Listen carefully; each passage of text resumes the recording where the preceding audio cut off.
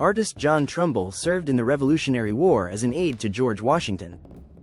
After the war, he pursued a career as an artist.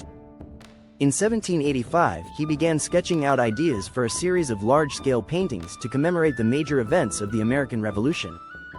In 1791, he went to Yorktown, Virginia to sketch the site of the British surrender to General George Washington.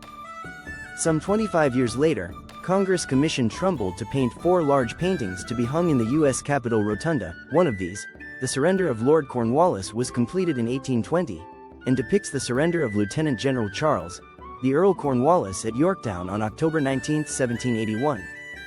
Trumbull received $8,000 for the painting, which would be approximately $200,000 in today's money.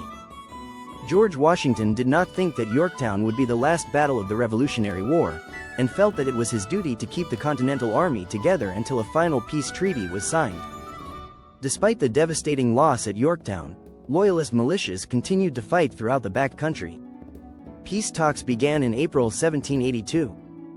A preliminary treaty finally came on November 30, 1782, more than a year after Yorktown.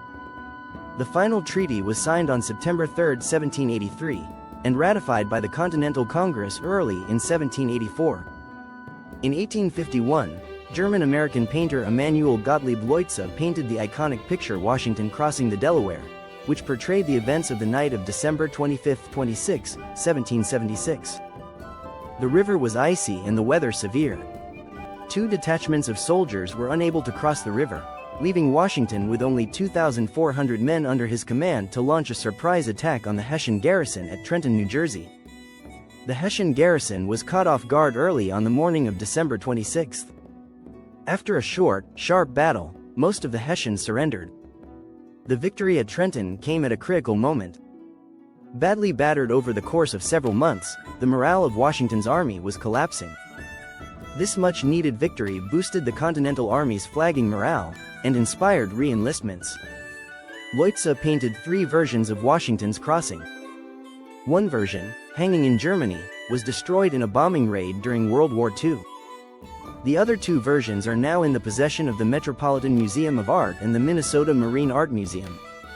Artist Archibald Willard made fifers and drummers an American icon in 1875 when he painted The Spirit of '76. Willard's father Samuel was the model for the drummer.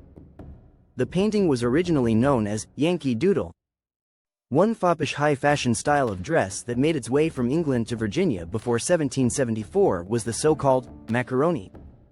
During the Revolution, British soldiers sang the ditty, Yankee Doodle, mocking Americans as simpletons who thought if you stuck a feather in your cap you were the embodiment of high fashion. Americans adopted the song as a song of defiance. By 1781, Yankee Doodle had become a song of national pride.